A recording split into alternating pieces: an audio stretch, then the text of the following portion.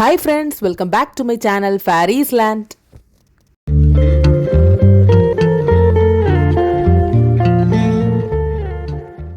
இன்னைக்கு ஒரு வித்தியாசமான வீடியோ தான். நம்ம மால்தீவ்ஸ்ல இதுவரைக்குமே ஃபிஷிங் போனது கிடையாது. இன்னைக்கு ஃபிஷிங் தான் போக போறோம். நார்மலா மால்தீவ்ஸ்ல ஃபிஷிங் ட்ரிப் போனோம்னா 5000 ரூபாய்க்கு மேல ஆகும். இன்னைக்கு நாங்க எப்படி போறோம்னா என்னோட ஹஸ்பண்டோட ஆபீஸ்ல இருந்து ஒரு ட்ரிப் அரேஞ்ச் பண்ணியிருக்காங்க. கூடவே எக்ஸ்ட்ரா ஒரு பர்சனை கூட்டிட்டு வரலான்னு வேற சொல்லிட்டாங்க. அதனால நாங்களுமே அவங்க கூட கிளம்பிட்டோம். அதனால அவங்க கொலீக்ஸ் எல்லாமே வருவாங்க. நாங்கள் ஈவினிங் 4 o'clock போல் போயிருந்தோம். ஏன்னா ஒரு ஐலாண்ட் விசிட்டும் இருந்துச்சு. அதுக்கு பிறகு தான் ஃபிஷிங் கூட்டிகிட்டு போவாங்க. எல்லாருமே வந்துட்டாங்க. நமக்கு ஃபிஷிங்க்கு தேவையான திங்ஸ் எல்லாமே எடுத்து வச்சிட்டு இருந்தாங்க. நம்ம ஸ்பீட் போட்டுமே ரெடியாக தான் நின்றுடுச்சு.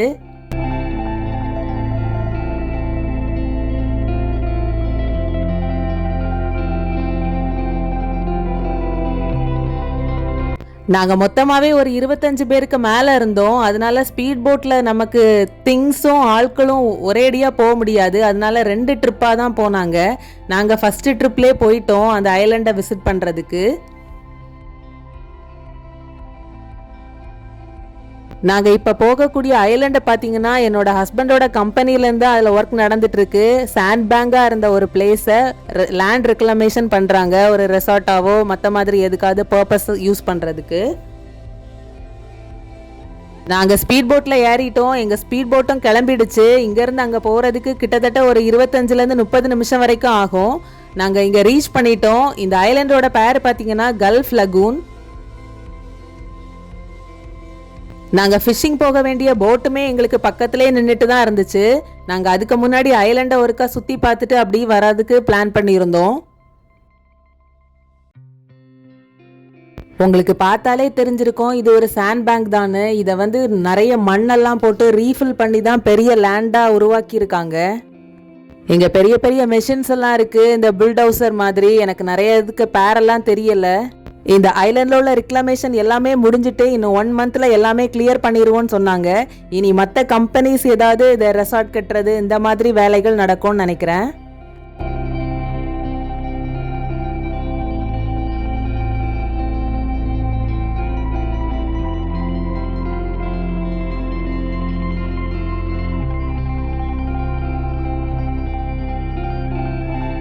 இந்த ஐலாண்டில் ஒர்க் பண்ணுறவங்க நம்ம ஊரில் உள்ள நிறைய தம்பிகள் இருந்தாங்க. எல்லாரையுமே நாங்கள் மீட் பண்ணோம். எங்கள்கிட்ட நல்லாவே பேசினாங்க. எங்களுக்கு எல்லாமே சுற்றியெல்லாம் காணிச்சு தந்தாங்க.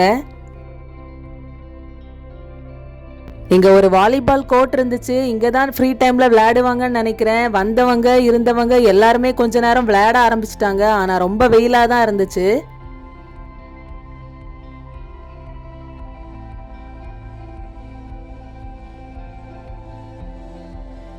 இங்கே நிறையவே வேலை நடந்திருக்கு. இங்கே சுற்றி கல் போடுறது, சாக்கு மணல் மூட்டை போடுறதுன்னு நிறைய வேலை நடந்திருக்கு. நமக்கு பார்த்தாலே தெரியுது. கொஞ்சமே பெரிய ஐலாண்டு தான் இது. இந்த முள்ளு பூ மாதிரி இருக்கிற செடி இங்கே இருக்கிற மணல்களில் எல்லாமே நிறைய இடத்துல இருக்குது. நிறைய சாண்ட் பேங்க்ஸில் கூட பார்த்துட்டேன் இதை. இது பார்த்தீங்கன்னா இங்கே இப்போ ஒர்க் பண்ணுறவங்களுக்கு டெம்பரரியாக போட்டு கொடுத்துருக்க இந்த ஷெட்டு தான். இங்கே தான் எல்லாருமே கொஞ்சம் மாதக்கணக்கில் தங்கி வேலை செஞ்சுட்டு இருக்காங்க. நாங்கள் அடுத்த போட் வர வரைக்கும் அப்படியே நின்றுட்டு இருந்தோம். இனி மெதுவாக கிளம்ப போகிறோம். ஃபிஷ்ஷிங்க்கு டைம் ஆச்சு.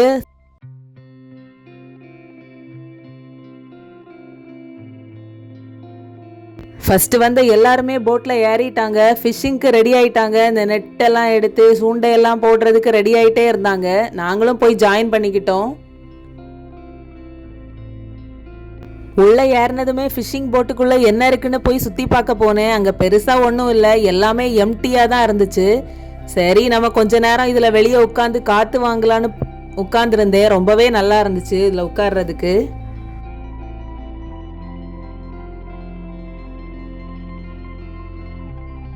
பாதி பேர் தான் இருந்தாங்க. இன்னும் மீதி பேர் அடுத்த ஸ்பீட் போட்டில் தான் வருவாங்க. அது வரைக்கும் உட்காந்து எல்லாரும் பேசிட்டு நெட்டெல்லாம் அரேஞ்ச் பண்ணிட்டு இருந்தாங்க. நாங்களும் இந்த ஃப்ரீயாக அந்த ஒயர் சேரில் உட்காந்து கடலையும் வானத்தையும் பார்த்து ரசிச்சுட்டு இருந்தோம். ரொம்பவே நல்லா இருந்துச்சு. சன்செட் ஆன பிறகு தான் மீனெல்லாம் கிடைக்கும் போல். சன்செட் ஆற வரைக்கும் எல்லாரும் வெயிட் பண்ணிக்கிட்டே தான் இருந்தாங்க. அதுக்கு பிறகு தான் மீன் பிடிக்கவே ஆரம்பித்தாங்க. எங்கள் வண்டி இப்போ இன்னும் கிளம்பிரோன்னு நினைக்கிறேன். ஸ்டார்ட் ஆகிடுச்சு.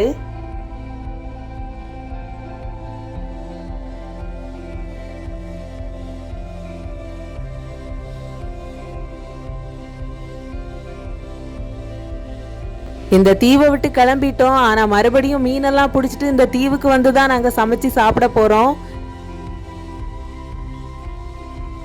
போட்டு மூவ் ஆன 5 மினிட்ஸ்லேயே அடுத்த ஸ்பீட் போட் வந்துடுச்சு. எங்களுக்கு சிக்னல் தந்துட்டாங்க, நாங்கள் வந்துட்டு இருக்கோன்னு லைட் அடிச்சுட்டே வந்துட்டு இருந்தாங்க. உடனே எங்கள் போட்டை ஸ்டாப் பண்ணிட்டாங்க.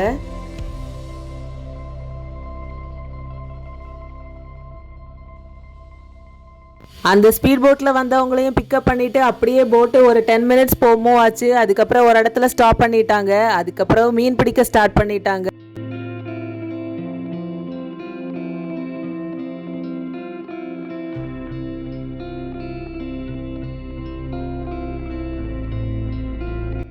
சூரியன் மறைஞ்சதுமே எல்லாரும் ரொம்ப பிஸி ஆயிட்டாங்க. மீனை சின்ன சின்ன மீனை கட் பண்ணுறது, மீன் பிடிக்கிறதுக்கு, அப்புறம் தூண்டில் போடுறதுக்கு கொக்கி, இந்த மாதிரி எல்லாமே ரெடியாக தான் இருந்துச்சு.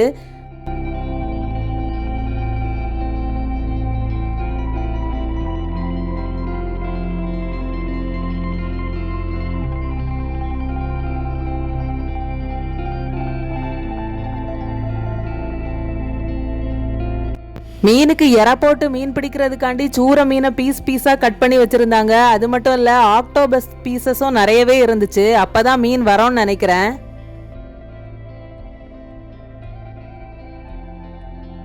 வந்திருந்தவங்களில் ஒரு 2-3 பேரை தவிர மற்ற எல்லாருமே மீன் பிடிக்க ஸ்டார்ட் பண்ணிட்டாங்க. மால்தீவ்ஸை பொறுத்த வரைக்கும் அவங்க வருமானத்துக்கும் சரி இல்லை பொழுதுபோக்குக்கும் சரி முக்கியமான ஒரு காரணமாக இருக்கிறது இந்த ஃபிஷ்ஷிங் தான். அதனால சின்ன பிள்ளைங்கள்லேருந்து வயசானவங்க வரைக்கும் அவங்களுக்கு ஃப்ரீ டைமில் ஃபிஷ்ஷிங் பண்ணிட்டு தான் இருப்பாங்க.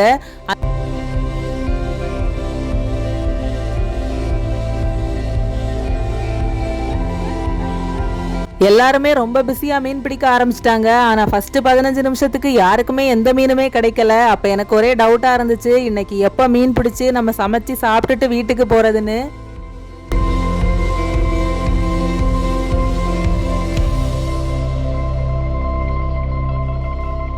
ஃபைனலாக மீனை பிடிச்சிட்டாங்க. வெளை மீனுன்னு நினைக்கிறேன். கொஞ்சம் நார்மலான மீன் தான். அதுக்கு பிறகு வரிசையாக ஒவ்வொருத்தருக்கா கிடச்சிட்டு தான் இருந்துச்சு மீன்.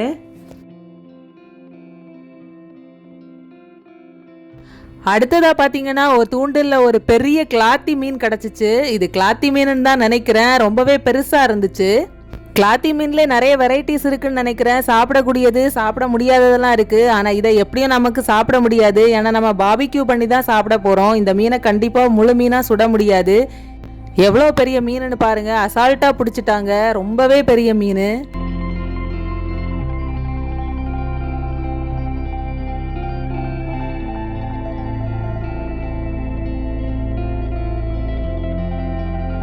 மொத்தமாக ஒரு 2 மணி நேரத்துலேருந்து 3 மணி நேரம் ஃபிஷ்ஷிங் பண்ணியிருப்பாங்க. எங்களுக்கு மொத்தமே ஒரு 2 மீன் தான் கிடச்சிச்சு. ஆனால் மால்தீவியன் சரசரன்னு மீனை பிடிச்சிட்டே இருந்தாங்க.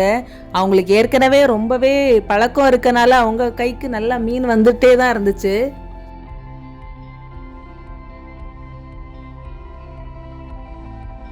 பல மணி நேரத்துக்கு பிறகு நாங்களே எங்களோட மீனை பிடிச்சிட்டோம். இதுவும் ஒரு வெளை மீனுன்னு தான் நினைக்கிறேன். கொஞ்சம் நார்மலான ஃபிஷ்ஷு தான். எங்களுக்கு ஒரே சந்தோஷம் ஆயிடுச்சு. ஏன்னா ரொம்ப நேரமாக போட்டு எந்த மீனும் சிக்காமல் திடீர்னு ஒரு மீன் சிக்கிடுச்சு.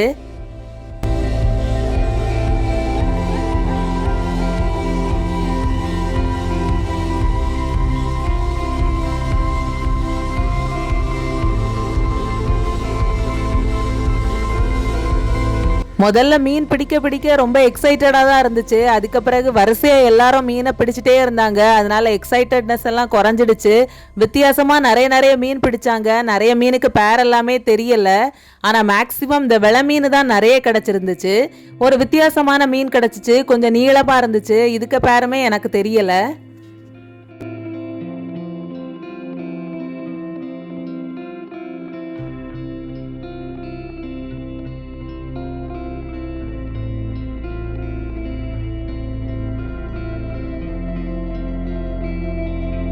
ரெண்டு 3 மணி நேரத்தில் தாராளமாக நிறைய மீன் பிடிச்சிட்டாங்க. ஒரு குட்டை நிறைய மீன் இருந்துச்சு.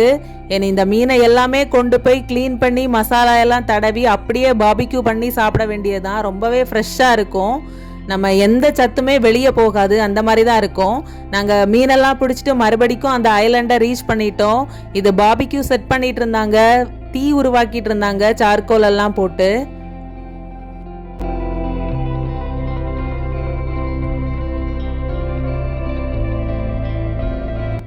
மறு சைடில் ஃபிஷ் எல்லாம் நீட்டாக உடனே க்ளீன் பண்ணி கொண்டு வந்துட்டாங்க. கரெக்டாக அந்த லைன் எல்லாம் போட்டு மசாலா எல்லாம் தடவி பொரிக்கிறதுக்கு கணக்காக கொண்டு வந்துட்டாங்க. இங்கே ஃபிஷ்ஷு மட்டும் கிடையாது, சாசேஜ், ப்ரெட்டு, கார்னு இந்த மாதிரி நிறைய வெரைட்டிஸ் வச்சுருந்தாங்க. ஸ்வீட் பொட்டேட்டோன்னு நம்ம இந்த பாபிக்யூ பண்ணி சாப்பிட்றனால ஒரு ஹைலைட்டான விஷயம் என்னென்னா எந்த சத்துமே வெளியே போகாது, டைரெக்டாக நம்ம சுட்டு சாப்பிட்றது தான்.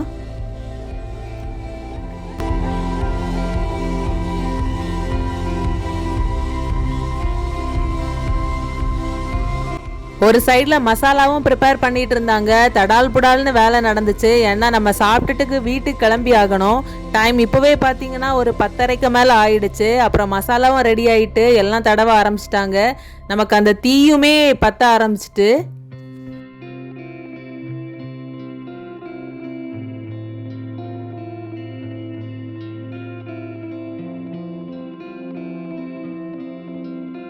நான் ஏற்கனவே சொன்ன மாதிரி இந்த ஐலாண்ட்ஸில் நிறைய பேர் ஒர்க் பண்ணுறவங்க எல்லாருமே நம்ம ஊரில் உள்ள தம்பிமாருங்க தான். எல்லாருமே நம்ம சப்ஸ்கிரைபர்ஸ்ன்னு வேற சொன்னாங்க. கொஞ்ச நேரம் அவங்க கிட்ட உட்காந்து பேசிட்டு டைம் ஸ்பெண்ட் பண்ணிட்டு வீடியோஸ் ஃபோட்டோஸ்லாம் எடுத்துட்டு கிளம்பிட்டோம். ஏன்னா நம்ம அடுத்தது சாப்பாடு ரெடி ஆயிடுச்சு.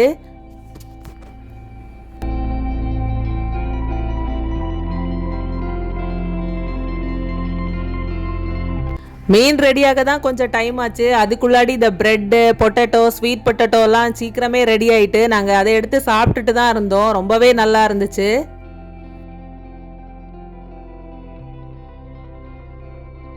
ஒரு பக்கமாக கொஞ்சம் பேர் சமையல் பண்ணிட்டு இருந்தாங்க, கொஞ்சம் பேர் சாப்பிட்டுட்டு இருந்தாங்க, கொஞ்சம் பேர் வாலிபால் விளையாடிட்டு இருந்தாங்க. இன்னும் ஒரு சைடு கரோக்கி நைட் மாதிரி 2-3 பேர் பாடிட்டு இருந்தாங்க. அப்படி ரொம்பவே நல்லா இருந்துச்சு. எனக்கு எப்படியுமே ரொம்பவே வித்தியாசமாக இருந்துச்சு. இங்கே மால்தீவ்ஸில் நம்ம ஊரில் தான் இப்படி ஃபேமிலி கூட எல்லாம் போய் நம்ம ஃபங்க்ஷனுக்கு போவோம். ஆனால் இங்கே எதுக்குமே நான் போனது கிடையாது. எனக்கு ரொம்பவே வித்தியாசமாக ரொம்பவே நல்லாவும் இருந்துச்சு. ஃபைனலாக நமக்கு ஃபிஷ்ஷு ரெடி ஆயாச்சு. அவ்வளோ டேஸ்ட்டாக இருந்துச்சு, சொல்ல வார்த்தையே இல்லாத மாதிரி. ஏன்னா நம்ம ஃப்ரெஷ்ஷாக மீனை அப்படியே பிடிச்சிட்டு வந்து உடனே வாஷ் பண்ணி அதில் மசாலா தடவி சுட்டு சாப்பிட்றது இருக்கே வேறு லெவலில் இருந்துச்சு. பெரிய அளவில் பொலிட்டிக்கல் இஷ்யூஸ் இருந்தாலும் இங்கே உள்ள மக்கள் ரொம்பவே சிம்பிளாகவும் ஃப்ரெண்ட்லியாகவும் தான் இருந்தாங்க. பார்க்கவே ரொம்ப சந்தோஷமாக இருந்துச்சு. இன்றைக்கி நாள் ஃபுல்லாகவுமே நல்லா போச்சு. நாங்கள் கிளம்புறதுக்கு மறுபடியும் நைட்டு 12 o'clock ஆகிடுச்சு. அவ்வளோ நேரம் நாங்கள் இங்கே தான் இருந்து சாப்பிட்டுட்டு பேசிட்டு கிளம்பினோம். என்னோட இந்த வீடியோ உங்களுக்கு பிடிச்சிருக்கோன்னு நினைக்கிறேன். மறக்காமல் என்னோட வீடியோ பிடிச்சிருந்துன்னா லைக் பண்ணுங்கள், ஷேர் பண்ணுங்கள், கமெண்ட் பண்ணுங்கள், சேனலை சப்ஸ்கிரைப் பண்ணுங்கள். ஏதாவது டவுட்ஸ் இருந்துன்னா கமெண்ட் பண்ணுங்கள். நான் அதுக்கு முடிஞ்ச அளவுக்கு கமெண்ட் பண்ண ட்ரை பண்ணுவேன்.